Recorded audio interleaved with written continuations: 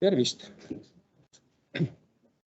Minu nimi on Ülo Kask ja minuga koos on ka Kalle Virkus. Me mõlemad oleme Tartu regiooni energiaagentuurist ja meie teemagrupp siis tänasel koolitusel on piirkondlikud energiaressursid ja sobivad energialahendused. Nii et hakkame siis oma jutuga peale. Kõigepealt räägin mina.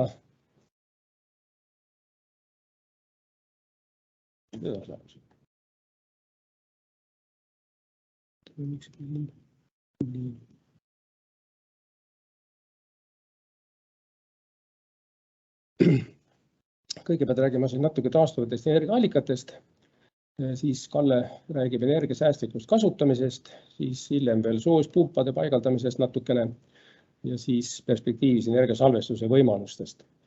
Me püüame selle esimese osa teha võimalikult kompaktse ja peale selle on meil siis väike vestlus ette nähtud mõnedel erinevatel teemadel ja siis oleme ette valmistanud veel küsimused ja vastused. Nende küsimuste ja vastustega me siis peame vaatama, mismoodi me siin sellega hakkama saame.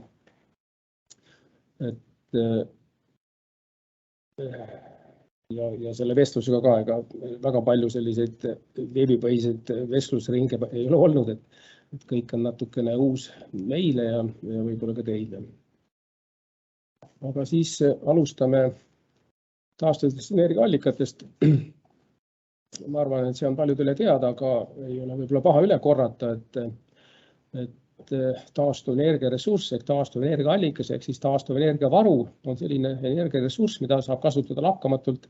Näiteks Eestis kasutatav on päikeseenergia, tuuleenergia, mingil määral geotermaalenergia, mis põhimõtteliselt ka laineenergia, seda on Tehnikaülikoolis uuritud ja on konstrueeritud ka vastavad seadmed ja katsetatakse, kuigi meil Läänemere laineenergia ressurss ei ole eriti suur võrreldes ookeaniäärsete maadega. Ja loodete energia ei ole siin üldse meil kasutatav, mis on jälle ookeani ääres olemas, sest et Eestis on loodete kõrgus umbes 2 millimeetrit. Ja siis on veel biomass, see, mis siis taastub ökosüsteemis aineringide käigus. Ja see biomass võib olla siis puitne, võib olla rohtne ja sinna loetakse ka siis biojäätmed. Ja siis oluline on see, et siis see ressurss ei tohiks inimtegevuse mõjul kahaneda, et me ei saa ära põletada kogu biomassi ja siis ootame jälle võib-olla 40 aastat või 50. See taastuks, meil peab olema niimoodi, et see on inimelu jooksul ikka taastuv.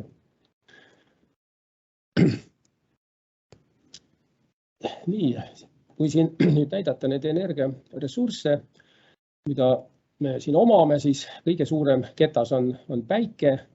Sealt tuleb kõige rohkem seda ressurssi. Ja siin, kui vaatate siin vasakul üleval on siis aastane energiatarbimine, siis selle aastane energiatarbimine on ikka tohutult väike võrreldes siis 10 000 korda väiksem kui siis see päikeselt tulevalt potentsiaalne energia, aga muidugi see kõik ei ole ka meil kasutatav, mis sealt tuleb, aga sellegi poolest on see tohutu, kõik teised jäävad siis sinna vahele. Ja kus siis võib-olla oleks hea teada, kus need fossiilkütused tulevad, et need süsivesinikud tekivad maapõuel tavaliselt siis, kui orgaaniline aine on kuhugi setetes kinni jäänud, hakkab seal anaeroobselt lagunema või kõrge rõhu all siis, kas siis muutub gaasiks, naftaks või siis tahkeks, kivisööks. Need on põhiliselt siis tekkinud võib-olla sooderabade ja põhjas algust turbanna pärast ajapikku lenduvad osad eralduvad ja jääb süsinik alles, siis lõpuks on antratsiit. Ja muidugi maalaamade liikumine mängib siin ka oma rolli, et siis teatavad setted jäävad kõrgete kihtide alla ja väga suure rõhu alla ja siis saavad tekkida nafta ja gaas. Ja millised siis puhtamad lahendused globaalse soojenemise õhusaaste energiajulgeoleku jaoks meil on?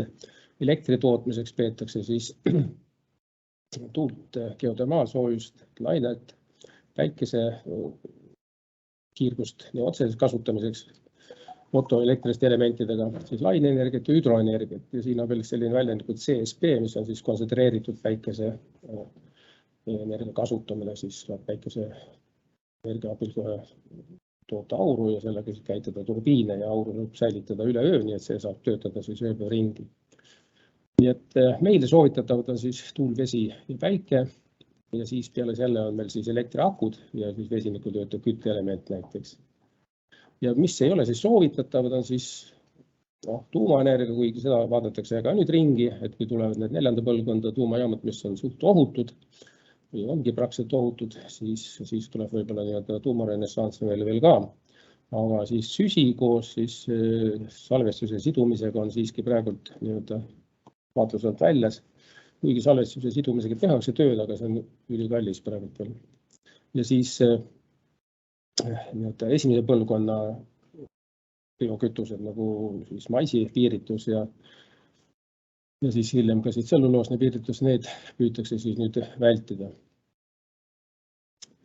Aga siis on huvitav veel teada seda, et näiteks erinevate energiasüsteemide maakasutuse tõhusus transpordienergia saamisel.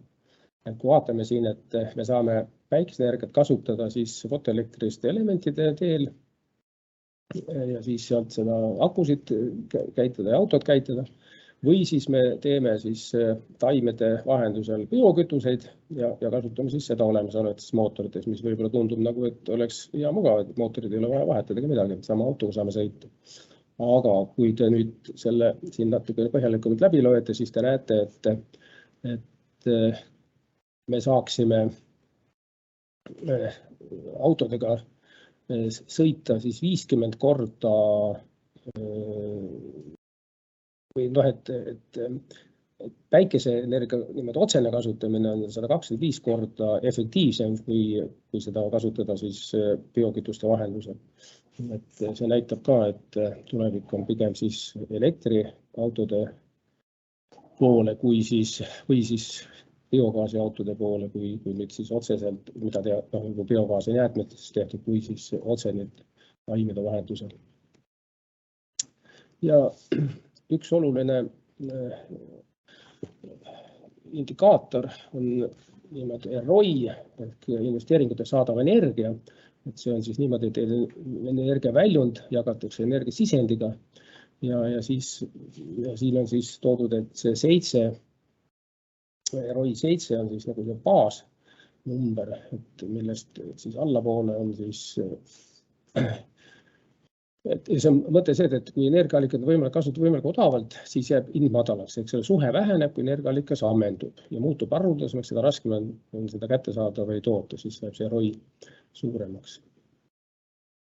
Siin on mõned pildid nendest ja Eestis, mida me oleme siis kasutanud siin kuskil, see biokütustest on metsasaadused, metsakütused ja siis on poollooduslikelt ja looduslikelt kooslustelt saadav looduslike rohumaade hein ja pilliroog, sellised ja ka põhku, seda vähesel määral meil kasutatakse. Kuigi näiteks Lihulus on heinakasutus väga efektiivne, et seda soovitame kõigile, kellel on neid ressursse lähedal.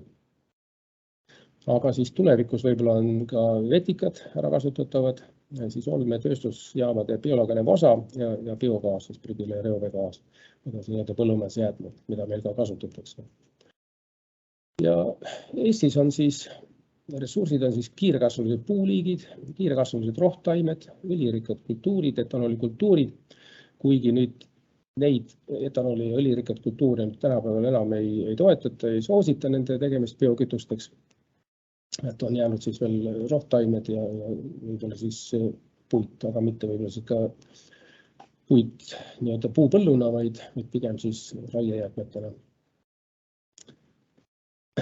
Ja jäätmete ressurssi tuleks ka tegelikult paremini ära kasutada.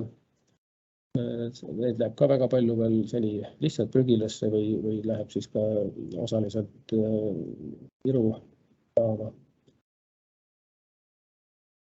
Nii et nii palju siis taastuvatest energiaressurssidest ja nüüd tuleb siis Kalle räägib oma jutu.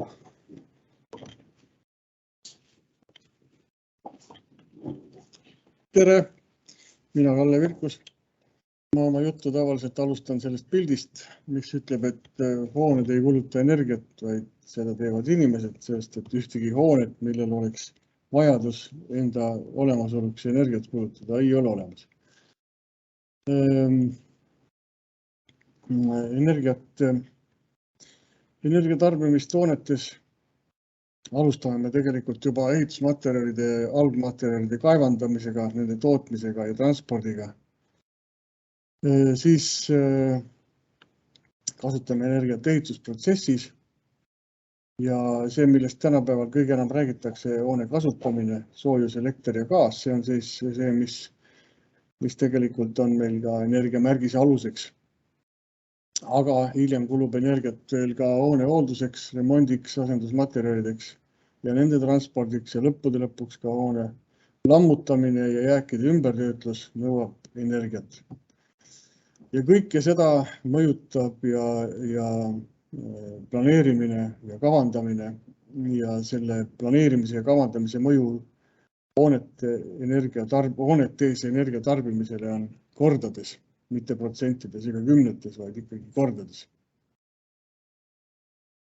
No kõige klassikalisem näide on muidugi see, et kuidas hoone planeerimisel energiakuluga arvestada, et päike paistab suvel kõrgelt ja selleks, et mitte liigselt ruume ei kummutaks ja et me ei peaks jahutust kasutama, siis pannakse lõuna poole räästad ja talvel jäetakse siis lõuna pool planeerides lahtiseks ja tehakse sinna suuremad aknad, et aken sisse paistaks. No meil talvel suurt ei paista, aga ütleme siis, et kevadel ja sügisel. Ja sealjuures kasutatakse ka näiteks termilise massiga ja termilise inertsiga põrandaid, mida siis päike soojendab päevasel ajal ja õhtul seda soojust eraldab ruumidesse. Ja siia ma olen ka kirja pannud, et troopilistel aladel on nõuded hoopis teised, aga seda ma siin praegu väga detailselt ei ava. Ja õige orientatsioon siis võib kokku hoida kuni 30% energiat, see siis on kütmine jahedamatel aastaaegadel, õieti soojendamine jahedamatel aastaaegadel ja siis jahutuse vältimine kuumadel aastaaegadel. Teiseks oluline planeerimisel on maja kujutegur, ehk siis maja nii-öelda ruumiline keerukus, võiks öelda selle kohta. Nende küttekulude erinevus on, siia ma küll olen kirjutanud 20% nende kahel pildiga, aga siin seda asja saab veel palju keerulisemaks teha.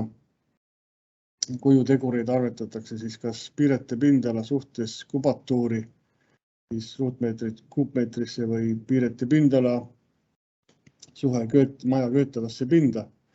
Siin mõned näited selle kohta. Ja siin ka üks tabel siis selle kohta, kui palju see maja kujutegur mõjutab kütteenergiat erinevates linnades, erinevate kujutegurite puhul, mis oli siis eelmise slaidi peal näha. Kui te need slaidid kui te need kätte saate või kui te need juba on jagatud, siis te saate siit põhjalikumalt vaadata, kui palju see mõju on. Et juba siit ainuüksi selle pildi pealt on näha, et see tõepoolest küttekulu sõltuvalt maja kujust on kordades. Ja igas kliimavöötmes tegelikult, see on parasvöötme juures. Nüüd kolmas asi, kuidas planeerimine ja kavandamine mõjutab energiakulu on aknad.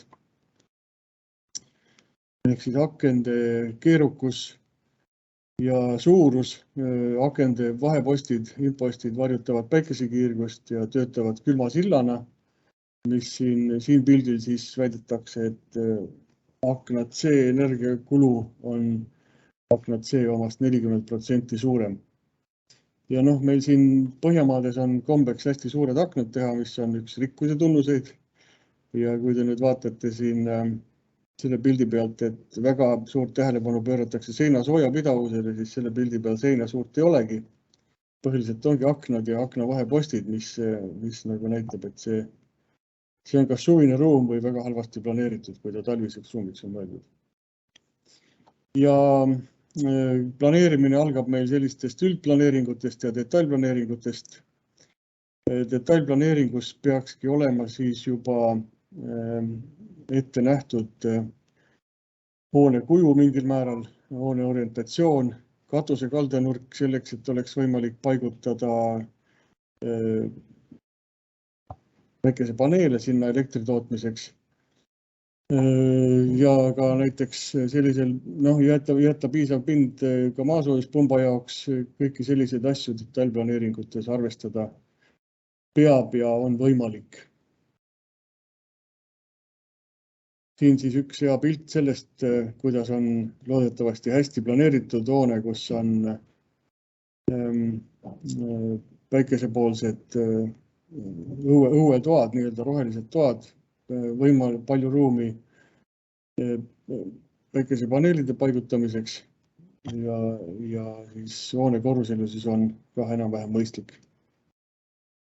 Ja veel üks oluline aspekt energiakulu ja planeeringute juures on see, et maja võime teha üksipännis väga soodsa, aga see maja üksinda ei ole meile ju piisav elamiseks, me peame sealt kuhugi sõitma. Ehk siis Eestis keskmine tööle sõitmine nendel, kes sõidavad, on 20 kilomeetrit. Ja kui me teeme väga tõhusa maja oma töökohast väga kaugele, siis tegelikult selle transpordi energia sööb ära kogu selle maja tõhususe. Ka siin tuleks arvestada planeeringut, kuhu need elamurajoonid ehitada. See on nagu kõige oluline on põhiliselt siis suurte linnade juures. Ja siin ka sellised järellugemise näited selle kohta, kui palju kuskil energiat kulub ja kas see on siis säästlik või ei ole, see jääb siis selliseks ise uurimiseks. Nüüd annan sõna tagasi Ülole. Ma räägin veel miljööväärtuslikest aladest ka, enne kui ma Ülo lasen siia uuesti. Et miljööväärtusega alad on sellised põnevad alad ja mina näen seal oma mätta otsast probleemi selle renoveerimisega kogu aeg. Nii et nagu ei tahakski nendega tegeleda ausalt öeldes. Miljööväärtusega alad määratakse omavalitsuse poolt ja määratakse ka nende kaitserežiim suures osas. Need planeerimisel ehitamisel kehtestatud piirangud tulenevad siis piirkonna ajaloolist kultuurilisest eripärast ja vajadusest seda säilitada. Nüüd esitan siin oma seisukoha, et miljöö on tekkinud tavapärase elutegevuse käigus, kus hooned elasid ja muutusid koos seal elavate inimeste ja nende vajadustega. Ja kui me soovime seda kaitsta, soovime tegelikult museaalsetel eesmärkidel jätta mingisugusesse kohta aja seisma. Sisuliselt me paneme seal aja seisma ja me ei luba enam seal loomulikku arengut ehk siis hoonete edasist arendamist. Ja kuidas hooned edasi on arenenud, kui te vaatate kas või keskaegseid linnamüüre, siis nendel on mingisugused plaanid alati olemas, aga neid on kogu aeg ehitatud juurde ja vähemaks. Ja kui te vaatate linnamüüridesse, siis seal on kõik see aeg olemas kinni ehitatud väravaid ja kinni ehitatud aknaid ja uusi sisse raiutud aknaid, et tegelikult ju kõik see aeg kogu aeg muutub. Ja toon siin sellise analoogia autosõiduga, et me pidurdame sellise igapäevase elutegevuse seal välised ilmingud nendel vähemalt, aga et pidurdama ei tohiks nii kõvasti, et sõitjate näod tuuleklaasi lendavad. Et seal tuleks pidada omamoodi piiri, sest et siin paljudel juhtudel on see lubatud renoveerimine nii kallis, et seal nagu ei ole sellel tegevusel majanduslikult mõtet nende hoonete omanike ja elanike jaoks. Nii, aga nüüd annan küll Ülole edasi ja tagasi sõna.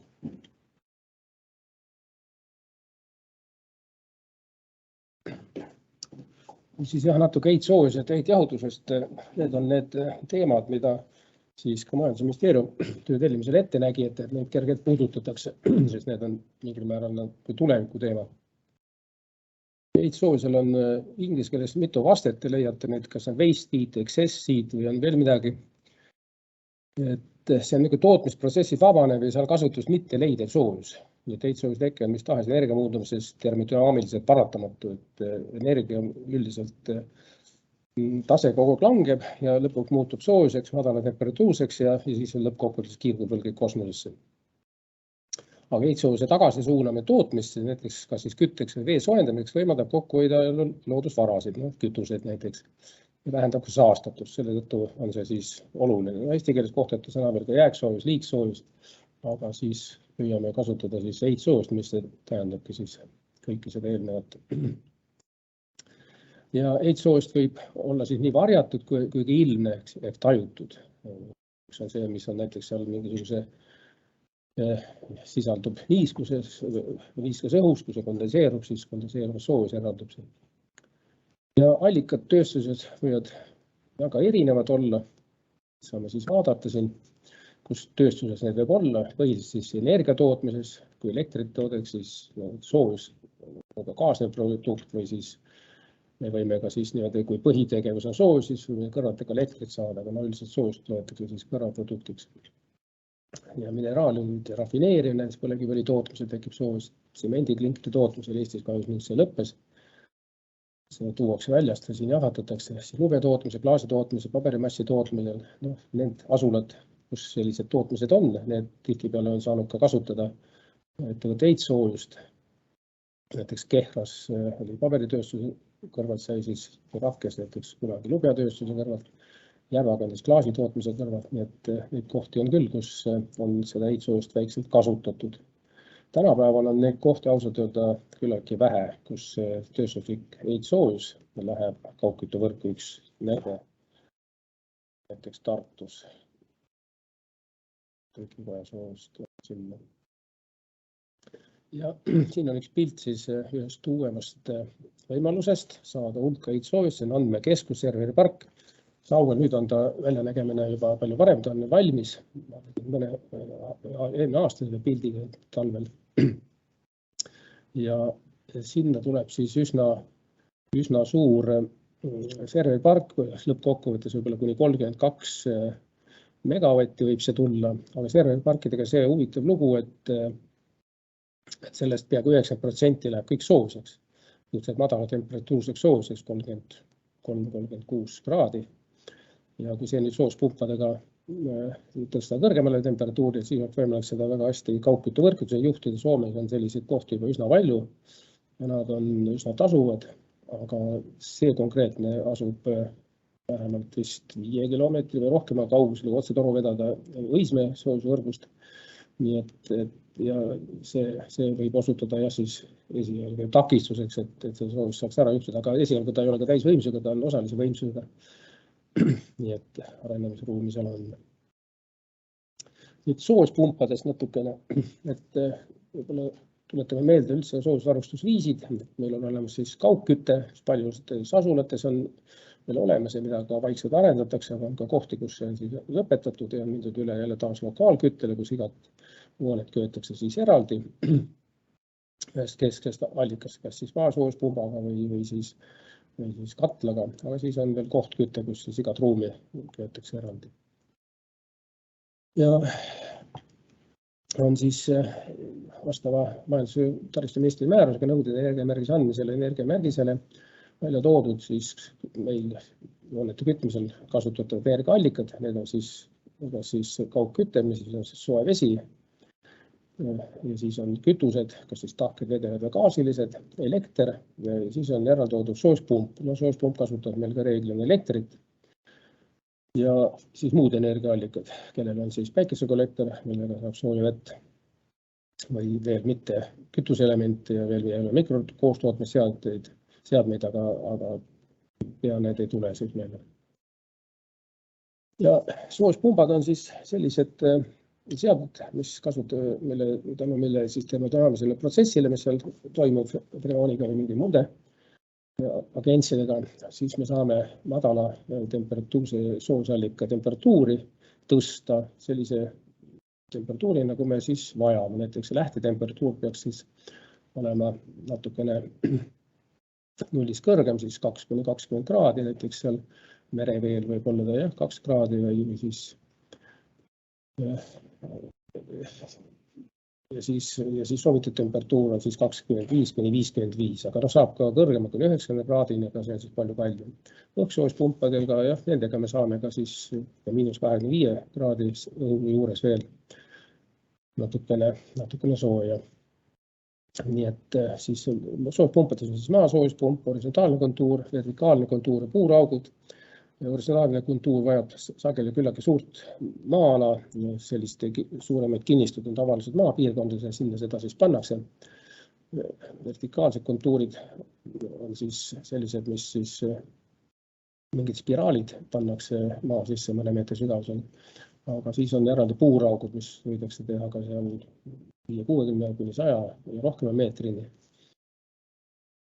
Nii et kus on kinnistud väiksemad, seal siis on hakatud puurauke tegema ja need on Eestis ka populaarsust leidnud. Siis vesi-soojuspumbad, seal on ka siis ka kanalisatsioonivee soojuspump. Eestis on ka näide, kus kaevandusvee baasil töötas soojuspump Kiiklas, aga see läks ka lõpuks kalliks ja tänasel päeval minu teada vist töötab seal ainult takkpuidukate. Aga siis Utilitas uurib Tallinnas ja ilmselt ehitab ka siis heitvee baasil töötava soojuspumpla, mis siis rajatakse Paljassaarde. Ja siis on õhk-vesi soojuspumbad, mis on väga paljudes kohtades eramutesse pandud ja õhk-soojuspumbad ja sealhulgas ka siis ventilatsiooniõhu soojuspumbad. Et neid on ka tänapäeval paljudes kortermajades. Nii et ja siis on energiasalvestusest veel. Energiasalvestus vajab siis ka kliimaeesmärkide raames toimub taastuvenergia areng. Mida rohkem taastuvenergiaallikaid me kasutame, mis on just väga paljud ka sellised perioodilise tootmisega, siis oleks väga mõistlik seda, mis siis tipu all toodetakse, salvestada ja kasutada sel ajal siis, kui seda taastuvallikas ei anna meile midagi, kui päike ei paista või tuule puhul. Ja teisalt ta siis võib ka natukene hinnakõikumisi leevendada. Ja siis selline asi võib siis äriliselt päris kasumlikuks saada, nagu see elu on näitanud. Nii et peale siis kliimaeesmärkide paraneb siis ka varustuskindlus, energiasõltumatus suureneb, allikate mitmekesisus, süsteemide toimimiskindlus paraneb. See energiaturud muutuvad efektiivsemaks, on rohkem teenused, hind võib taskukohasemaks muutuda. Ja ressursse kasutatakse efektiivsemalt, et taastuvenergiaseadmed sel ajal, kui nad toodavad hästi, näiteks tuulikud, aga tarbimine on väike, siis saame salvestada, kas siis akudesse või näiteks ka vesiniku toota ja tagab siis ka energiahindade parema stabiilsuse. Nii et Eestisse võiksid, millised siis sobida, meil siin parasjagu käsil üks uuring ministeeriumi tellimusel energiasalvestusest ja seal me siis oleme välja peininud, et üheks väga perspektiivikaks on Eestis pumphüdrosalvestuseks, nüüd ka vesisalvestuseks.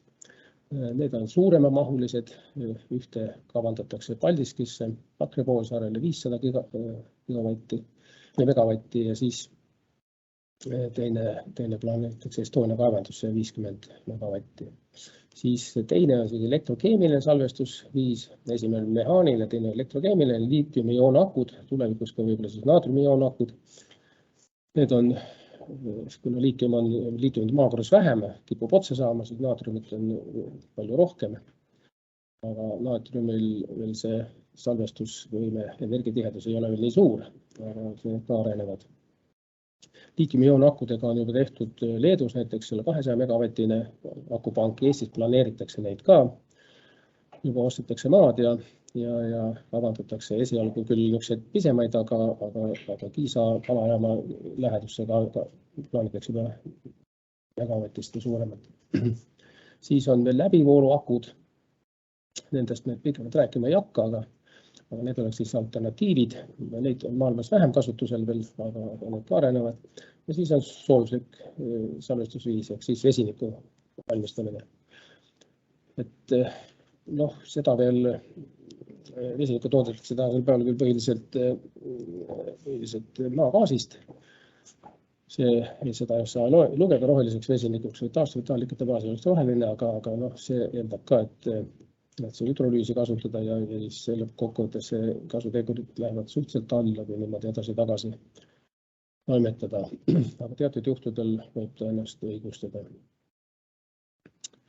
Ja siis on olemas siis mahtsoojussalvestid, et salvestatakse soojusvette ja siis kaugkütte piirkondades. Taanis, Soomes, Rootsis on väga paljudes koostootmise jaamade juures just need mahtsoojussalvestid. Eestis on Kuressaares selline ööpäevane mahtsoojussalvesti, et siis tiputundide ajal, kui sooja tarbimine väga suur, siis kasutatakse seda mahtsoojussalvesti soojust, siis ei pea katelde soojusvõimsust tõstma. Nii et sellega on niisugune efekt saavutatud siis. Ja nüüd me oleme siin jutustanud juba küll ja küll. Nüüd hakkame siis tegelema vastastikuse tööga, et meie küsime, teie vastate ja siis arutleme ja vaatame siis, kuidas meil see välja tuleb. Ma arvan niimoodi, et kui tulevad nüüd küsimused ja ma ütlen, et palun siis vastake, et siis kirjutage chati. Pärast siis saame selle logi kätte, sealt saame siis vaadata, et millised teil siis arvamused olid. Neid mingil juhul ei avaldata nüüd mingit nimega, vaid me lihtsalt analüüsime nagu Statistikaamet, et võtame grupi kokku ja tuleb grupi arvamus, mitte igaühe eraldi arvamus. Nii et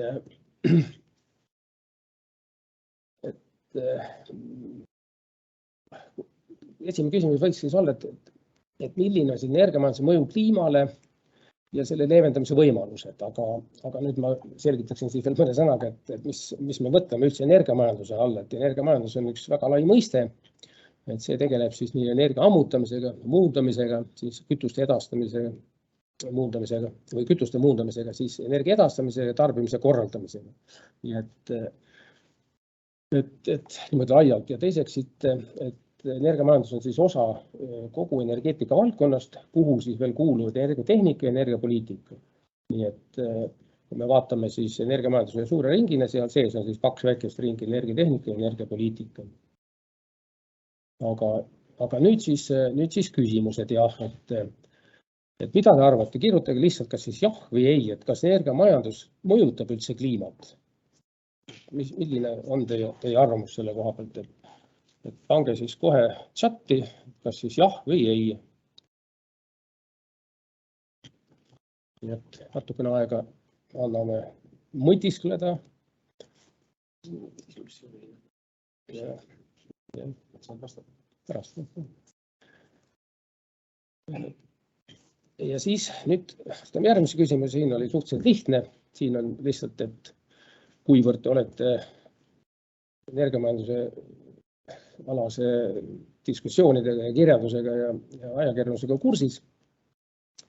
Ja siin tuleks siis nagu järjestada, milline energiamajanduse osa mõjutab kliimat kõige rohkem nagu valdavalt, kas siis energia muundamine, sealhulgas siis kütuste ammutamine, kõik, mis toimub seal nii-öelda põllul, või siis energia edastamine, kütuse transport, elektri, soojuse edastamine, või siis energia tarbimine. Et pange siis see kõige ette, mida te arvate, et mis mõjutab kliimat kõige rohkem.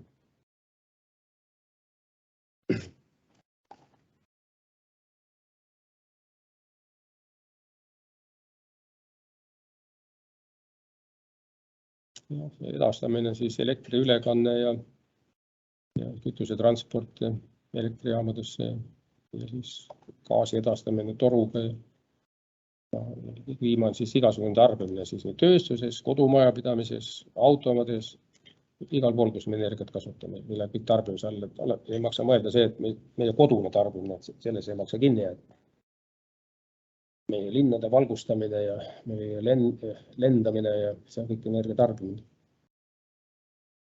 Nii, ma loodan, et olete ka nendele sellele küsimusele vastanud ja selle järjekorra kinni pandud siis.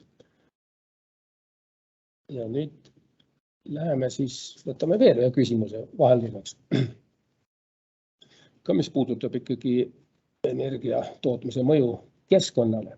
Et millise allikaga on energia tootmine kõige vähem keskkonda mõjutav ühe võimsusühiku kohta. See on oluline, et saada siis 1 kilovatti või 1 megavatti.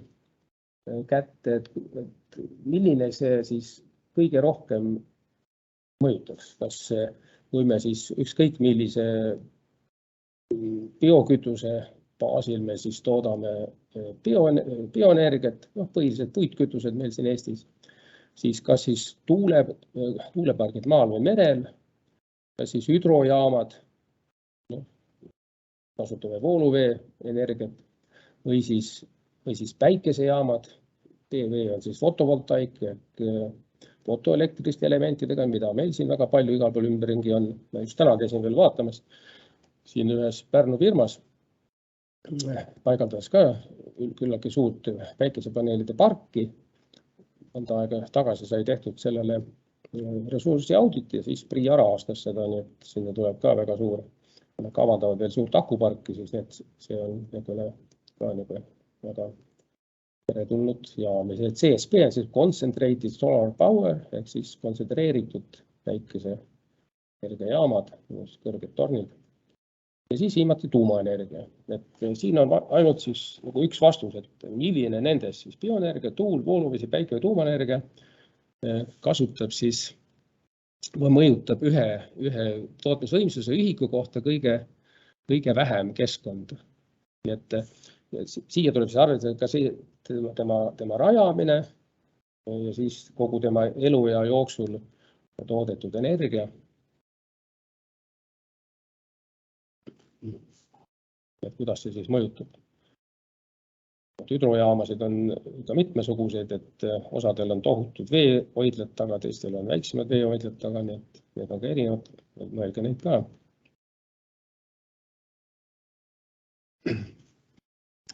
Nii et kui sellele olete saanud siis ka vastused panna, siis läheme edasi. Nüüd tegelikult oleks väga hea, kui me saaksime omavahel vestelda.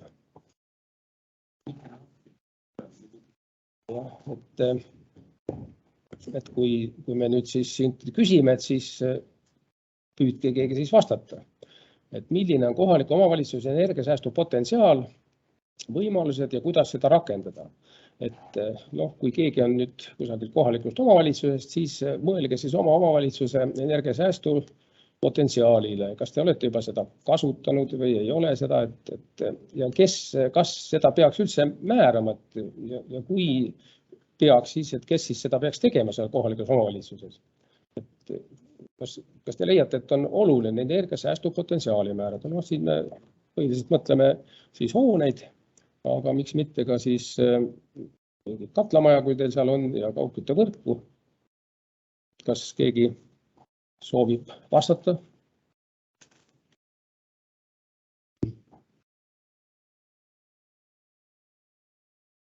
No, ma võin vastata, kui keegi ei ole. Mina olen ühest kohalikust omavalitsusest küll. Jah, et kas on võimalik säästu rakendada või mingit potentsiaali rakendada, siis nii ja naa. Et loomulikult, et omavalitsus saab, tegelikult omavalitsusel ei pruugi olla üldse väga palju taristut või hooneid. Aga nende raames, ma arvan, naljalt täna enam omavalitsust ei leia, kes ei ole juba siin aastate jooksul seda potentsiaali rakendanud ja tõenäoliselt isegi võib hakata jõudma sinna maale, et kus see potentsiaal hakkab ammenduma. Meil näiteks on enamustel hoonetel ikkagi see ring peale tehtud juba. Mis puudutab kaugküttevõrku, siis päris kindel ei ole, aga vist enamus kaugkütet on ikkagi eraettevõtete käest, mis siis justkui nagu pakuvad teenust. Et seal on nagu keerukas, et omavalitsus väga nagu ei saa seda toetada, kui üldse siis kuidagi suunata nende kaugküttevõrkude või nende kaugküttepiirkondade arengut, et kuhu poole seda nagu suunata, kui suured need saaksid olla. Ja sealt edasi juba läbi üldplaneeringute tõesti seda, et kuhu on võimalik rajada taastuvenergia tootmist ja mil mahul. Siin on siis juba suurem põhimõtteline vahe, et kas on tegemist linnade või valdadega, eks ju. linnades on see olukord natukene keerulisem. Ja kes peaks sellega tegelema, siis seda me oleme nüüd siin viimasel ajal mõelnud päris palju. Et kuidapidi oleks õige, et kas omavalitsuses peaks olema üks inimene, kes on puhtalt selle teema peal ja justkui kureerib ja jälgib, et kõik valdkonnad nagu jälgiksid seda põhimõtet või peabki see olema nagu integreeritud iga valdkonna ametnike töösse, et nad peavad ise sellest aru saama oma valdkonnas seda nagu rakendama, et siin minul ühte vastust ei ole, et tõenäoliselt see oleneb väga palju omavalitsuse enda spetsiifikast juba.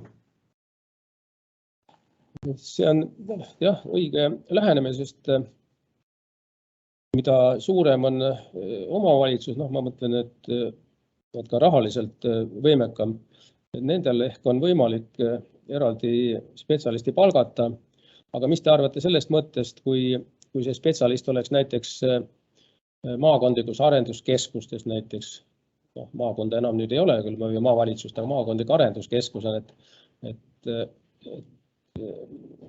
siis ka need vähem võimekad, kes ei suudaks endale palgata eraldi inimest, nad saaksid sealt siis seda teenust. Et kas see oleks üks pääsetee? Siin sellega on niisugune keeruline, et see võib olla positiivne, aga see võib mõjuda ka teistpidi, kuna KOV-i poole pealt vaadates on meil niigi tegelikult teatud määral see häda, et me justkui istume riigi loa otsas ja riik läbi oma ametite niigi käseb poob ja laseb, et kui paljudele omavalitsustele on see mõte nagu vastuvõetav, et kuskilt jälle kõrgemalt või väljast instantsist tuleb keegi neile õpetama, kuidas midagi teha. Et siin on niisugune mõttemaailma küsimused. Teoreetiliselt, kui see oleks lisateenus, mida linnad, vallad saaksid vabalt kasutada, justkui nagu vaba tööpersonalina või vaba ressursina, siis see võiks nagu toimida.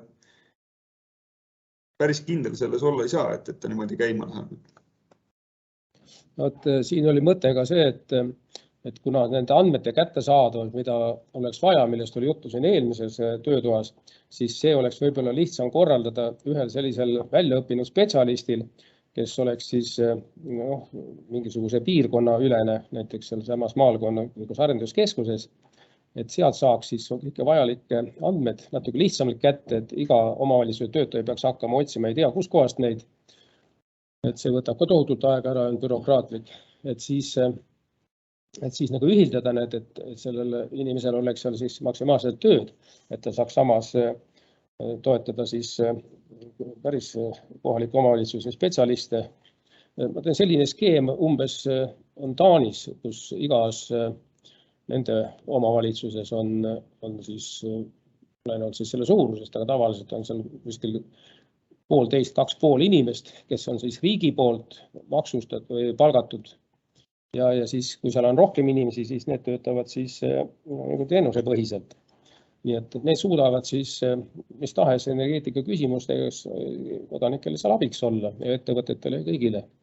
Et see oleks üks selline võimalus, mida oleks võimalik siis Taani eeskujul meile üle võtta. Iseasi, et kas me ei pea ju kõiki teisi üle võtma või me omal ka midagi teha. Aga see mõte, mis te ütlesite, see oli ka päris hea, et tegelikult iga valdkonna spetsialist peaks mingil määral tunnetama ka seda, et energiakulu ei läheks liiga suureks ja kuidas me saaksime seda kokku hoida.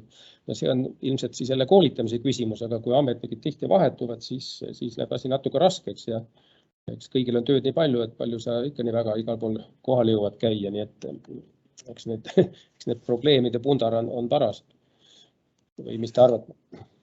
Aga ma küsin nagu niimoodi, et olles mitte nüüd väga kursis nende struktuuridest, aga näiteks meil on täna olemas Tartu regiooni energiaagentuur, kelle funktsioonid tegelikult on suhteliselt sarnased, ongi niisugune nõustamine nii omavalitsustele kui koduomanikele, et kas sealt on mõtet nagu enam minna madalamale või peaks olema selle TREA funktsioonid lihtsalt nagu laiendatud, võimekus laiendatud ja antud siis omavalitsustele mingisugune ressurss seal kasutada. Nad ei peaks seda sealt nagu ostma seda teenust, vaid nad saaks seda teenust vabamalt kasutada. Seda on siin mõeldud ka, kuna ma ise ka seal osalise koormusega töötan, siis ma võiksin öelda seda, et me tegeleme ka juba selliste asjadega, aga kui veel rohkem tuleks neid tellimusi, siis me jääme järsku jänni, siis me peaksime hakkama ennast laiendama. Üks variant, mida me kunagi mõtlesime, et näiteks omavalitsused võiksid tulla, kui TREA on MTÜ, siis sinna liikmeks, nii nagu on Tartu linn ja siis teaduspark. Et võib-olla see on üks teema, kus siis panustavad mingisuguse summa rahaga iga aasta ja siis saavad vastavalt teenust kogu aeg.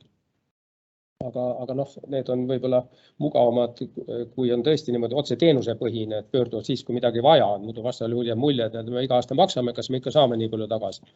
Tartu linna baasil ma võin öelda, et nad saavad selle kindlalt tagasi ja võib-olla isegi rohkem. Aga jah, see on üks variant.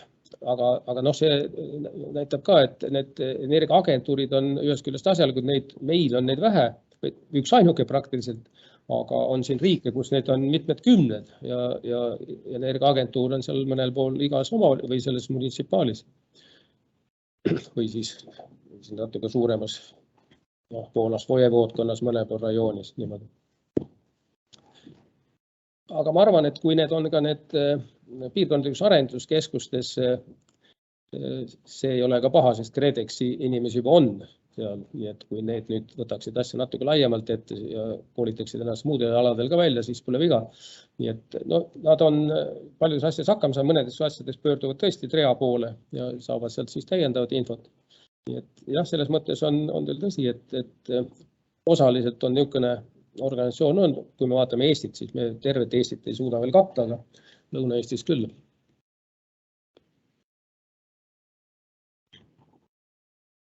Ja tere, Tarmo mina. Võib-olla ka mõtleksin kaasa, et ma arvan, et nende maakondlike selliste tugispetsialistide või kontaktvõrgustikuga peaks nagu edasi liikuma ja vähemalt ära kirjeldama need plussid-miinused, mis see kaasa võiks tuua endaga. Et praegu kuidagi on jäänud selline mulje, et jah, see Tartu-Tallinn, et seal on need kompetentsikeskused küll olemas analoogselt selle TREA-ga, aga et iga maakond saaks kuidagi võrdsemalt liikuda edasi, et siis võiks olla selline kohalike omavalitsuste kontaktpunkt ka maakonnas, et üks asi on see selline suurem kompetentsikeskus, aga kui me vaatame tulevikku, et kuidas oleks vaja kohalike omavalitsuste poolt koguda erinevaid andmeid, ütleme ka riigile edasi andmiseks seoses selle energiapöördega, et need andmed saaks võimalikult valutult kogutud ja võimalikult ühetaoliselt kogutud ja vältida seal mingisuguseid metoodilisi vigu või andmete tõlgendamise vigu, et siis oleks hea, et selliseid baaskompetentse omav tugi oleks maakonnas vähemalt olemas. Jah, see on ka täiesti asjalik. Me need teie mõtted paneme siin või salvestame, paneme kirja ja siis kui täna juba läbi on, siis teeme niisuguse väikse kokkuvõtte ja kogu nendest koolitustest tuleb ka suurem aruanne teha ja nendest tulemustest me siis kanname ette, nagu siin alguses näidati, ka oktoobrikuisel konverentsil või seminaril.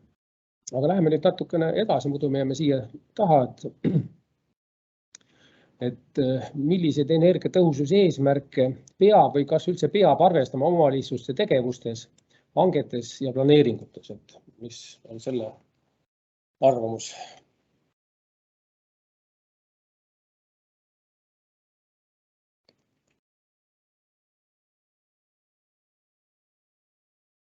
Vastus on ju iseenesest selles mõttes lihtne, et kui riik on seadusega pannud eesmärgid ette, et siis neid peabki. Et seal ei saa väga valida, eks ju. Seda küll, jah, aga noh, alati saab ju omalt poolt midagi nagu rohkemat teha, et nagu siin Tartu linn on võtnud eesmärgiks aastaks juba 2035 40% võrreldes 2010. aastaga vist vähendada oma süsinikuheidet, et ta on selles mõttes võib-olla natukene ees. Kuigi see juba liigub ka eest ära, see piir. Olgu, ma võtan ka vahepeal sõna, et olen Kristjan siis MKM-ist, lihtsalt, et see nagu kõnetab mind see olukord, et kui riik kehtestab, et siis võib-olla see ongi see hea arutelu koht ka siin, et küsimus on, et siis aga kes siis seda peaks nagu eest vedama või nagu, või kuidas see protsess võiks siis nagu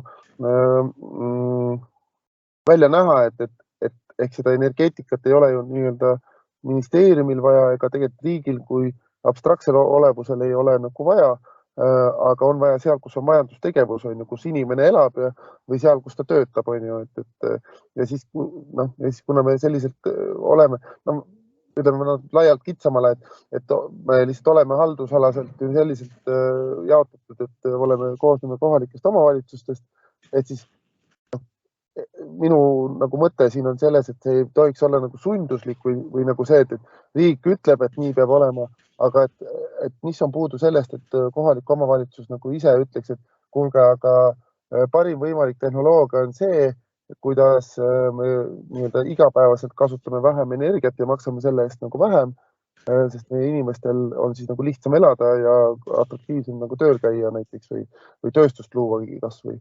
Et kas see niipidi seda küsimust esitades või kõnetakse nagu võib-olla nagu rohkem, sest kui riik midagi ette ütleb, siis tehakse, siis ei ole seda motivatsiooni, aga et see võiks nagu nii-öelda siis KOV-i tasandilt riigini tulla, et ahah, selleks, et KOV teeks midagi, KOV ütleb, et me muidu teeks, meil on kõik läbi mõeldud, aga me siin selles osas vajame konkreetset abi, et siis me saavutame selle, muidu ei saavuta näiteks.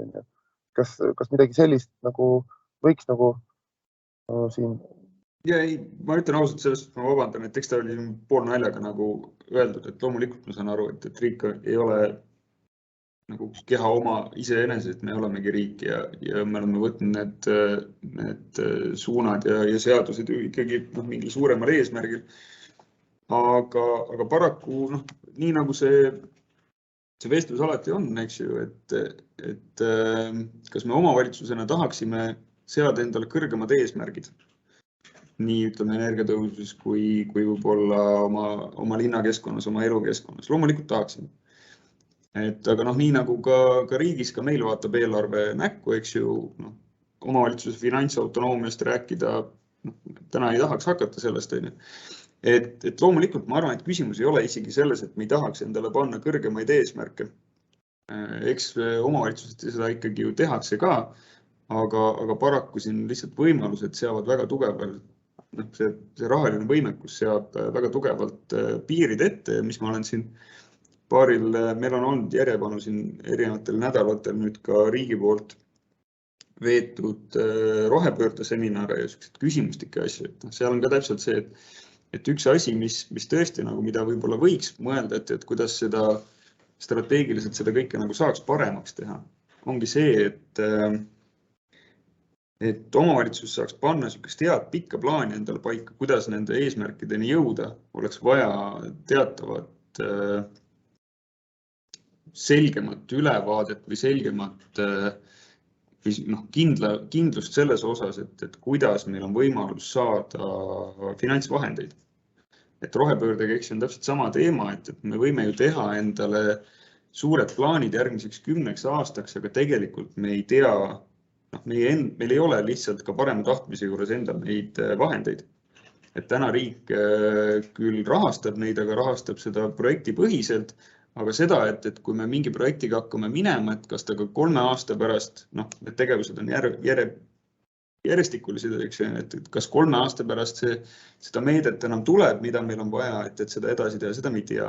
Et eks energiatõhususes natuke on see samamoodi, et väga palju asju on saanud tehtud tõesti tänu sellele, et riiklikult on need meetmed olnud, millega on võimalik teha, aga selle peale sihukest head, kindlat, suurt plaani ehitada on sihuke natukene ebakindel. Et see võib-olla tõesti võiks olla, mis nagu teha, et kui anda seda autonoomiat nagu omavalitsusele veidi rohkem, et see raha on meil olemas ja me ise saame nagu teame, kuidas seda planeerida ja see on meil kindlalt olemas järgmiseks 10 aastaks, siis me saaks ka teha ambitsioonikamaid plaane ja mõelda nagu täpsemalt, kuhu seda suunata, mitte suunata teda sinna vastavalt sellele, et kuidas tulevad mingid üksikud programmid või projektimeetmed.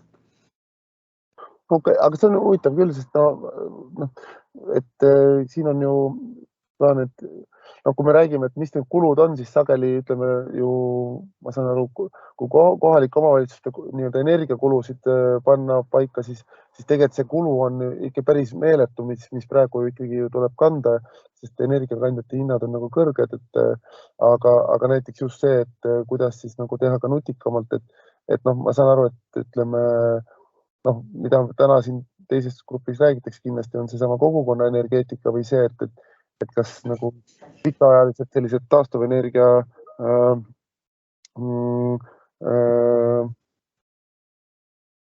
mingisugused, ütleme, lepingud nii-öelda, mida siis uute tootmisseadmete vastu selles samas piirkonnas ja kohalike kaasates nagu toimiksid ja saaks nagu teoks, et see võiks ju ka nagu anda nagu nii-öelda finantsiliselt nagu mingisuguse teistsuguse lähenemised, kui muidu on eelarves umbes 100 ühikut energia hinna nagu maksmiseks, siis ala fikseerides on see võib-olla 80, võib-olla 70, et siis tekib nagu lisaraha sealt poolt või siis vastupidi, et jah. Ühesõnaga, et ma tõesti vabandan, et ma ise ei ole KOV-i tasandil võib-olla nii teadlik, kuidas kõik see on, aga ma just mõtlen, et kuidas seda dialoogi selliselt üles ehitada, et mitte, et kuidas ei saa, vaid et mis on siis see mingi väike samm edasi jälle või kuidagi selliselt, et mida saavad siis mõlemad pooled, ütleme siin nagu teha, et kus kohas riik ikkagi peaks nagu rohkem nagu toetama ja samas, kus siis nagu KOV ütleb, et kuule, aga tegelikult näed, me saame väga palju ise tehtud, aga siin on nüüd väikest osa endal vaja kuidagi, või et just nagu kuskil väikses osas abi vaja midagi sellist, Mul jäi kõrvu siin üks niisugune märksõna, mis on ääretult oluline, see on väga palju räägitud, on järjepidevus. Ja just igasuguste toetusmeetmete järjepidevus on olulisem isegi kui see summa, mis mingis ühes voorus on. Et kui me teame, et on 10-20 aasta jooksul meil need voorud meil pidevalt avatud, me saame sealt kogu aeg raha, see oleks väga suur väärtus. Ma toon näiteks võrdluse ressursitõhususe meetmega, mis ka 2016. aastat oli juba avatud nii KIK-i kui PRIAs, siis ma olen teinud ettevõtetele ressursiauditit, kes on taotlenud juba 6 vooru järjest. Ettevõte on oma arengust teinud järsu hüppe paremuse poole. Nii et see on kõik tänu sellele, et seda on olnud siin juba tõesti 6 aastat ja nüüd läheb veel edasi.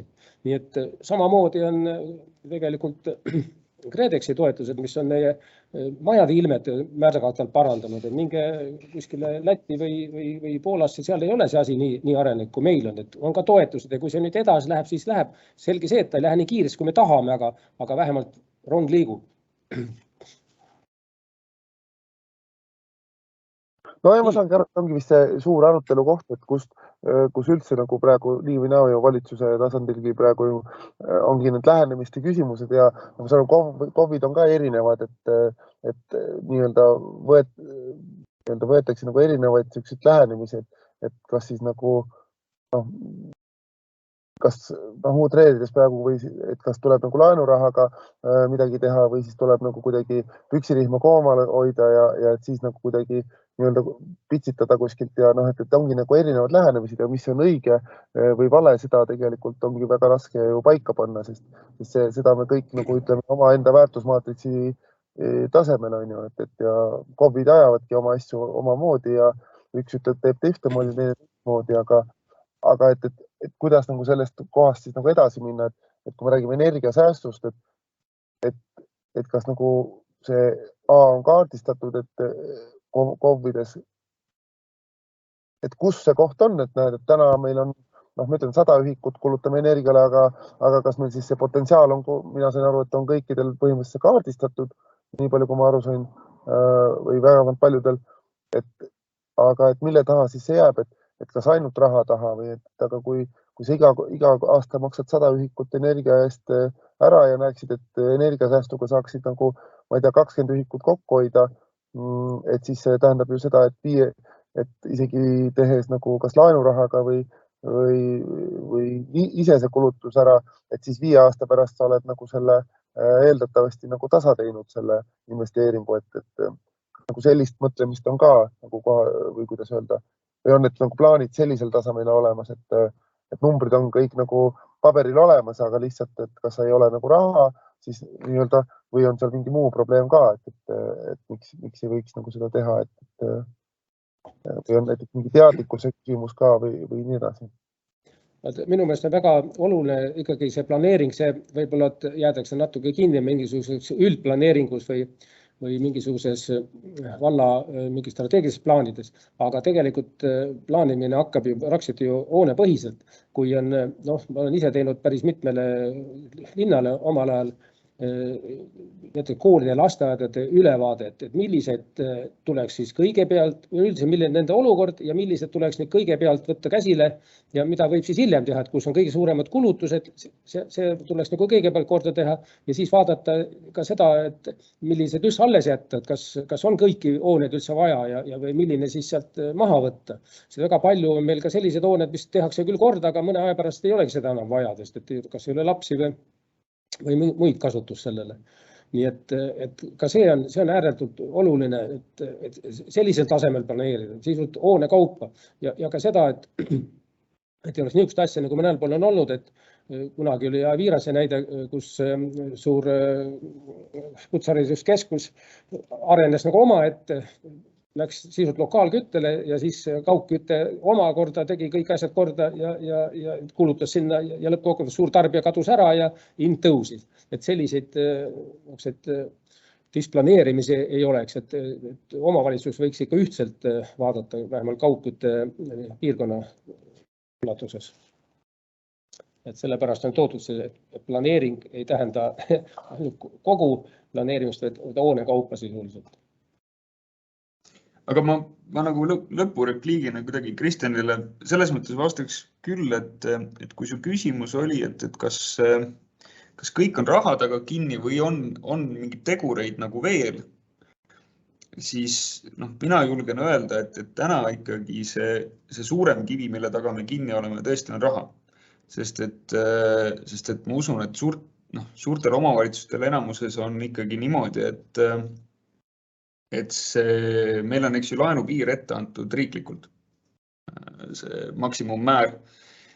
Ja mina olen Viljandi linnavalitsusest ja ma näen seda, sest et praegu me just väga aktiivselt sellega jälle tegeleme.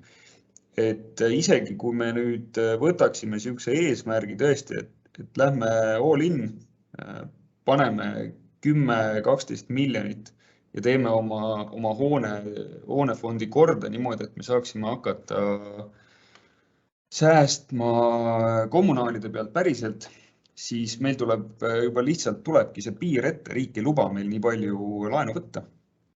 Ja me oleme täna olukorras, kus riik on juba lõdvendanud seda piiri ja vaikselt hakkab seda jälle kinni keerama. See oli siis puhtalt juba COVIDiga seoses. Et meil on ka nagu seal isegi, kui meil see tahtmine sellisel kujul oleks olemas, tuleb piir ette. Et täna pigem jah, nii kurb kui see ka ei ole, siis tegelikult see kivi on ongi raha. Et teadmisega saaks hakkama, nii nagu me siin ennem läbi käisime, et teadmist on võimalik teataval määral ka nagu sisse osta ja see ei ole nagu suur kulu, aga lõpuks need investeeringud ära teha või neid investeeringuid ka nagu konkreetselt planeerida mingi 5 või 6 aasta peale. Esiteks oma raha jääb väheks ja projektirahade või meetmete raha on pigem meie jaoks täna nagu ebakindel, mistõttu meil ongi, meil on hea pikk nimekiri perspektiivsetest investeeringutest, mida me saame paigutada nii ja naapidi, teha neist prioriteete ja asju ja kui me näeme, et kuskilt tuleb meede, millest on võimalik teha, siis sinna see kohe suunatakse ka, kui vähegi võimalus on. Aga lihtsalt selle, nii nagu siin välja toodi ka, et see ta on ebakindel ja ta ei ole nagu järjepidev, et see ei ole selge suund, kuidas sa saad töötada, vaid see on pigem natukene nagu rapsimine. Jah, täiesti õige. Ma lisaks ühe asja veel siia juurde, et kui nüüd tõesti oleks järsku tekiks raha, tekiks tahtmine ja kõik me hakkame nüüd vallad, linnad ennast renoveerima, siis meil tekib tööjõupuudus. Nii et selles mõttes on õige, et me ikkagi sõidame nagu risti üle kartulivagude. Aga selge, kas me nüüd läheme siis edasi? Ma võib-olla korraks ka veel kommenteerin, et ma olen ka veendunud, et tegelikult selline suurem energiasäästu saavutamine, et see jääb ikkagi raha taha. Aga üheks probleemiks on ka see, et kui me räägime siin näiteks pikaajalisest laenu võtmisest suures mahus, et need eesmärgid täita ja asjad ära teha, et siis tegelikult see hoonete renoveerimise praktika näitab, et ega see rahaline kasu ei ole ikkagi 100% tõendatud, et praktika näitab, et need samad hooned, mis saavad renoveeritud, nendes paraneb küll sisekliima, nad võetakse intensiivsemalt kasutusse ja selle läbi tegelikult see energiasääst ei ole absoluutnumbrites nii suur, kui algselt seda arvatakse ja eeldatakse, et lõppkokkuvõttes ei saa eeldada, et need algselt tehtud arvutustes planeeritud numbrid tulevad ikkagi lõpuks täis, et julgeks nagu nii palju võtta laenu nende investeeringute ärategemiseks, et sellepärast see toetuse komponent ikkagi seal on oluline, et julgeda neid riske võtta. Ja mis puudutab seda laenupiirmäära, et teoreetiliselt ei ole ka see võimatu, et kui need energiainvesteeringud on tõendatult kasumlikud, et siis seda laenupiiri selliste roheinvesteeringute puhul võiks nihutada, et need investeeringud ikkagi, mis kasumlikud on, saaks ära tehtud. Et need on asjad, mida võiks tegelikult arutada. Võib-olla oleks selle laenupiiri probleemi lahendamiseks see, et kasutada rohkem ESCO-laadseid lahendusi renoveerimisel, ehk siis see, kus arvutatakse konkreetne sääst ja kogu see laenukoormus on sellisel juhul väiksem lihtsalt, et seda summat ei panda korraga välja, vaid korraldatakse mingisugune skeem sellise energiateenuse ettevõtte ja tellija vahel. Seda küll millegipärast Eestis väga vähe kasutatakse. No tegelikult ma tean, mille pärast seda vähe kasutatakse, aga kas see ehk oleks mingisugune lahendus? Tahtsin just küsida, et kas ettekandjatel on tuua Eestist mõni päriselt positiivne näide selle ESCO najal? Kui see nagu päriselt töötab, tülisid ei ole tekkinud ja kõik on õnnelikud ja kõik toimib. Minu teada siin Energiateenus AS on teinud paar sellist objekti, aga mul ei ole praegu taskust võtta neid konkreetseid. Kunagi tehti Aura veekeskus sellise skeemi järgi. Nii et see tundus küll alguses kõigile hea, aga ma ei tea, kuidas nüüd see olukord on seal. Aga see toimis küll. Aga sellised on siin üle Euroopa väga paljudes kohtades. Niimoodi, et seal on isegi tihtipeale nagu 4 osapoolt. Üks on siis tellija, näiteks omavalitsus või korteriühistu, siis on pank, siis on konsultatsioonifirma ja siis on kindlustus. Ja siis tehakse pangarahadega korda ja siis 10 aasta jooksul näiteks maksad siis selle kinni omal ja siis peale seda on sul ka ju kulud tükk maad väiksemad, kui sul enne on. Nii et selle investeeringu maksumine on suhteliselt pika aegne. Jah, need on üksed pigem lääne näited, ei ole meil siin oma näited. Aga vaataks nüüd, et kui me siin planeerime, et millise energialahendusi peaks üldse planeerimisel arvestama, et me siin tõime siin algusest natuke välja ka ühte, teist ja kolmandat minu kui Kalle ettekandes, et kas ka seda, et kas siis kohalikud omavalitsused on üldse taastuvate allikate kasutamist oma planeeringutes juba arvestanud, kas on kusagile näidatud ära, et siia lubame teha päikeseparke või siia me ei taha neid näha, sama siis tuulikutega. võib-olla siis katlamajadega, koostootmisseadmetega. Kas selliseid planeeringutes arvestatakse omavalitsustes?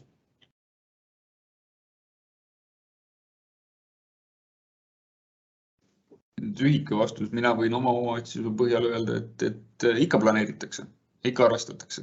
Ja seal vist ei ole väga võimalustki, et kuna meil oli suur omavalitsuste liitmine mingi hetk, siis väga paljud neist peavadki oma uued üldplaneeringud tegema ja seal ei ole sellest üle ega ümber enam võimalus minna, et seal tulebki seda kõike teha. Aga siin on ka hästi nagu see, mis ma alguses ka välja tõin mingis punktis, et on väga oluline vahe, et kas me räägime linnalisest omavalitsusest või me räägime maaomavalitsusest või siuksest, kuidas öelda, hajaasustuse omavalitsusest. Et linnalises keskkonnas on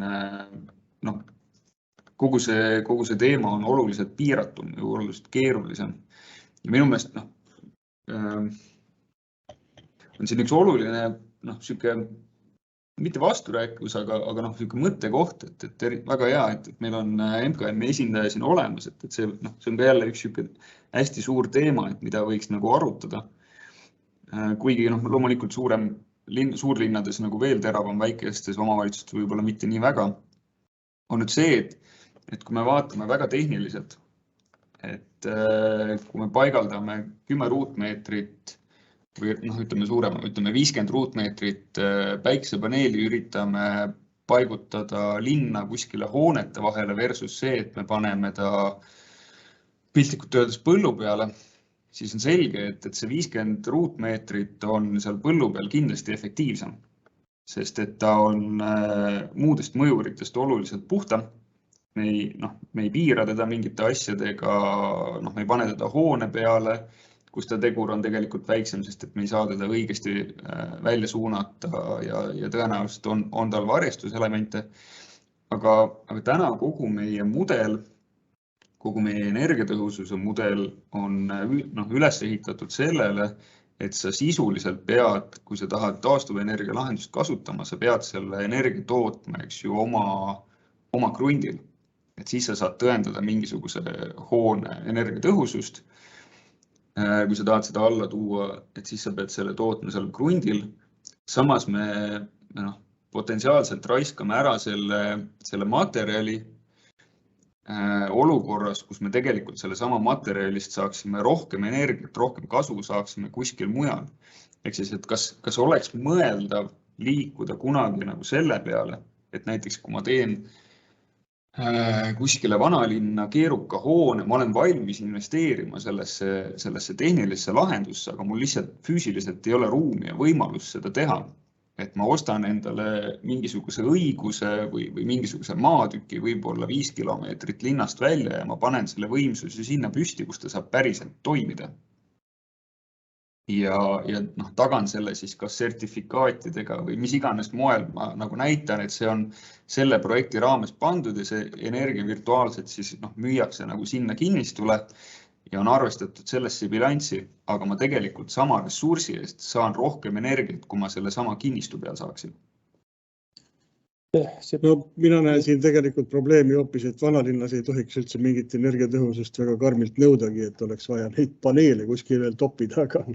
Aga kui arendaja või omanik nagu tahab ise, et ta on valmis sellesse energialahendusse nagu investeerima, aga tal füüsiliselt ei ole nagu ruumi seal vanalinnas seda teha. See on põhimõtteliselt õige, et sellest on juttu natuke nüüd selles teemagrupis, kus räägitakse energiaühistutest. Et praegu tähendab see seda, et igal juhul sa pead hakkama siis ülekandetasu maksma. Aga on ka kohti, näiteks ka Leedus, et sa ei pea ülekandetasu maksma, et ma müün ta võrku ja 20% sellest energiast võtab võrk siis nagu selleks oma kulude katteks ja ülejäänud sa võid saada tagasi. Näiteks kui ma suvel toodan megavati jaamaga seal, kui ma suvel toodan oma jaamaga seal palju rohkem, kui mul vaja on, müügin võrku ja siis ma saan sealt 80% talvel tagasi, kui mul on vaja. Leedus on näiteks see variant võimalik, aga meil Elektrilevi ütleb, et tema elektrikaubandusega ei tegele, tema on ainult ülekandja. Siin on vaja juba asja natuke kõrgemal tasemel ajada ja seadustesse see panna, nii et põhimõtteliselt võiks olla. Siin on ju nii ei ole see päris, et kui sa paigaldad paneelid ja müüd võrku, siis sul ei ole, sa ei maksa selle eest nagu sentigi raha, et seda maksab tarbimise pool maksab kinni, et kui sa võrgust võtad midagi, siis sa maksad nagu nii-öelda võrgutasu ja neid tasusid, aga kui sa lihtsalt toodad võrku, siis korra maksad liitumise ja on sul nagu see kuutasu alaga sõltub su amplitasudest. Aga siin mina sellest osas võib-olla mõtlengi, et on see teadlikkuse küsimus ka nagu, et võib-olla see teadlikkus üleüldse, et millest me nagu räägime ja millise väärtusmaatriksi abil me üldse nagu suhestame seda, et näiteks, et kas see energiasäästlikkus on siis eesmärk oma, et ei ole oluline on vähe nagu energiat tarbida või vastupidi, nii nagu oli juttu, et ega kui on nagu varem elatud külmas talveti ja nüüd ühtegi on ära isoleeritud või soojustatud nagu maja ja energiat tegelikult kulubki a la sama palju või natukene rohkem, aga elutingimused paranevad, aga sellest tulenevalt on energia või kinnisvara hind kasvab, piirkond muutub atraktiivsemaks, inimesed on nõus rohkem seal elama, sellepärast, et kuule, see kortermaja on nagu nüüd ilus, näeb hea välja, elukeskkond on seal hea ja nii edasi, ja samamoodi see, et kas siis nagu see, mis alustel ka neid nii-öelda kõiki neid arvutusi võiks nagu võtta, et kas me räägime sellest nii-öelda ühest rahalisest tasuvusest või nagu riiki teeb ju mingi infra või taristu investeeringuid, et on mingid investeeringud, mis nii-öelda loovad eeldused selleks, et piirkond areneks, inimestel oleks hea elada seal ja nad tahavad nii-öelda sellesse piirkonda elama tulla, et võib-olla ongi seal hoopis nii-öelda see arutelu koht teise koha peal ka, et on vaja nagu tuua sisse muud lähenemistaktikat võib-olla või nagu, et millest me räägime, et kui me ajame täpiks seda energiasäästu, siis me oleme hästi detailis kinni ja proovime vaadata, et mis see kilovatt-tunni hind on ja kui seal on mingi sentidega ja kuidagi seal vahemik ja nii edasi, siis kõik kurat, see ei tasu ära, aga kui me vaatame suurt pilti ja nagu väärtustame nagu midagi muud juurde sinna, siis võib-olla see pilt muutuks võib-olla või ma ei tea, et ma nagu küll oleks nagu nõus sellega, et mingit sellist nagu ideoloogilisemat nagu arutelu pidada ka, et kus siis riik peab nagu ise aru andma, aga kus meil taastuvenergia eesmärgid on ja samas kas või see vanalinn, et vanalinnas samamoodi kas või on need tehnoloogiad olemas, et on ju näiteks seesama mingi plekkkatus, mis ka toodab elektrit, on ju, ja kui vanalinnas on vaja plekkkatus, et miks mitte see võiks olla siis seal nagu olemas, ja vaadatagi pigem nii, et mitte eesmärgi päraselt, vaid seda, et piirkonnapõhiselt, et kus siis selles piirkonnas on see, kes tarbib seal kõige rohkem ja kuidas me saame nagu teha nii, et me võimalikult vähe peaks nagu selle eest nagu pikas plaanis nagu maksma. Ühesõnaga, et natuke võib-olla selline segane jutt võib-olla praegu, aga ma tunnetangi, et ei ole seda head raamistikku, et kust nagu seda vedama hakata, et see raha teema on nagu üks, mis on nagu minu jaoks nagu arusaadav, aga et sageli sellest rahast rääkides ka, et peakski võib-olla see suurem pilt seal kõrval olema, et siis on nagu lihtsam. No minu küsimuse teravik oli tegelikult sinnapoole, et kui me räägime omavalitsuste planeeringutest, et kus peaks seda lahendust nagu arvestama, siis ma mõtlen nagu seda, et jätame kõrvale igasuguse muinsuskaitse, ütleme, et meil on ka kesklinnades, tihedates kesklinnades võib olla täiesti siuke olukord, et meil on üks tühi krunt sinna, see ei ole muinsuskaitse alas, sinna ei rakendu mingisugune muinsuskaitse vabastused on ju energiatõhususest, vaid see kehtib täiesti tavaline ärihoone lahendus, kus riik või ütleme, et me ise siis oleme võtnud eesmärgiks, et siin mingite aastate jooksul me jõuame ligi nullenergiate hoonete juurde, aga on selge, et selle saavutamiseks meil ei piisa lihtsalt heast hoonekehandist, headest tehnosüsteemidest, vaid me mingis etapis peame nagu kuskil juurde tootma energiat. Nüüd on küsimus nagu selles, et kas me nui neljaks peame sinna tihedasse linnakeskkonda suruma neid tehnoloogilisi lahendusi, mis kasutavad ära meil mingisuguse ressursi, mitte ilmtingimata isegi rahalise ressursi, vaid materiaalse ressursi, aga kus nende kasutegur on oluliselt madalam, kui nad oleks kuskil mujal. et kui me vaatame nagu seda suuremat pilti, et lisaks raharessursile meil on ka loodusressursid, et mida me üritame nagu vähendada. Pluss on see, et meil igasugused linnaehitus, uued printsiibid näevad ette, et me tihendamegi linnasid, mis tähendab, et meil see olukord läheb nagu veel keerukamaks. Ehk siis see tuleb kõik nagu tagasi nende planeeringu küsimustele, et kui me teeme linna üldplaneeringut või detailplaneeringut, siis me jooksemegi sinna vastu, et selleks, et uued hooned saaksid jõuda nendesse tingimustesse, mida me ise neilt nõuame, peame neile ette nägema ka võimaluse seda toota. Tehniliselt mingis piiris on see võimalik, aga tegelikult väga välja arenenud linnakeskustes on see väga keeruline juba. Ehk siis, et me võime proovida ju sellega arvestada, aga me ei pruugi sellega mitte kusagile jõuda. Me võime joosta nagu omaenda reha otsa sellega, et me nõuame, et hooned oleks väga tõhusad. Me proovime planeeringuga seda nagu võimaldada, aga lihtsalt ei ole võimalik. Ja me peame selleks tegema nii suure ja keeruka tehnoloogilise lahenduse, mis tegelikult ei ole lõpuks enam ressursitõhus. Aga nüüd väga head mõte, me paneme neid kindlasti ka oma aruandesse ja siis tellija saab siis need näha ja võtta see omakorda arvesse. Aga arutelu on väga tore, et ilusti rääkisite, nii et tänan teid ja siis varsti saate kuulata siis järgmisest töötoast, nüüd seekord siis nägemisel.